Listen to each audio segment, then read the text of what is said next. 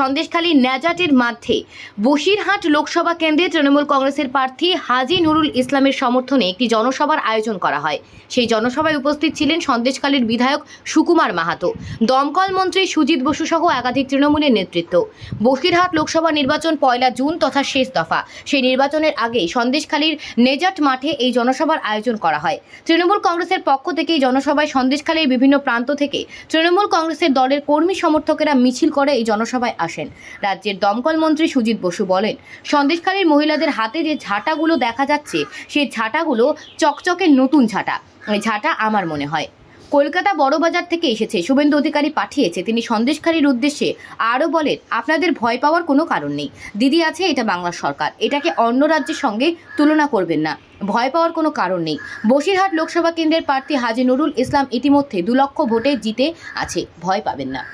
মানুষকে বোকা বানাচ্ছে, সন্দেশখালী মানুষদের অপমানিত করছে।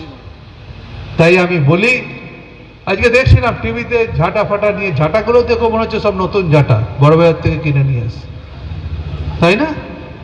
সব নতুন নতুন ঝাঁটা। আমি তো ঝাঁটা দেখলে বুঝতে পারি ওটা তো বাড়ির ঝাঁটার না। বাড়ির ঝাঁটাগুলো দেখে বলছিলাম লিটন দেখ, ঝাঁটাগুলো মনে হচ্ছে নতুন ঝাঁটা, সব সব কলকাতা থেকে শুভেন্দু পাঠিয়ে দিয়েছে। তার কারণ একটা জিনিস মনে রাখবেন, মাথা খারাপ হয়ে গেছে।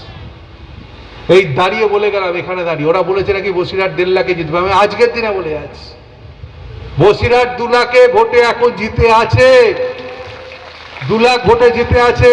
বিভ্রান্ত কেউ হবেন না। যেটা বলছি, নির্বাচনের পর আবার আসবো, বিজয় উৎসবে আপনাদের সঙ্গে আবার আসবো। 2 লাখ ভোটে বসিরহাট জিতে আছে। এবার বাড়বে কত সেটা পরে কথা। আজ অব্দি 2 লাখ ভোটে হাজি জিতে আছে। বসিরহাট জিতবে। ও যতই লাফালাফি করুক, ওর মাথা ফাথা গেছে।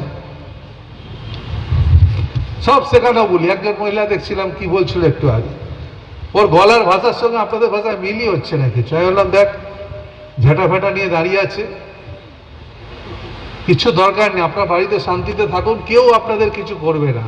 সরকার আছে তো, এটা তো ইউপির সরকার না, এটা তো অন্য জায়গায় মতো সরকার না, এটা বাংলার সরকার। মমতা ব্যানার্জি যার মুখ্যমন্ত্রী আছে, এটা বুঝবার চেষ্টা করুন। তাই আমি বলি, লড়াই করতে হবে, লড়াই করতে হবে। নিজেদের অধিকারকে, নিজেদের স্টাবলিশ শান্তিপূর্ণ জায়গাটাকে নষ্ট করতে দেবেন না। বিজেপি যেখানে গেছে সেখানে অশান্তি করছে। আজকে আসামে প্রায় 16 লক্ষর ওপর মানুষকে তারা ওই ডিটেনশন ক্যাম্পে তারা পাঠিয়ে দিয়েছে। আমি বলি, আপনাদের জন্য দিদি আছে, দিদি আছে, বাংলায় দিদি আছে।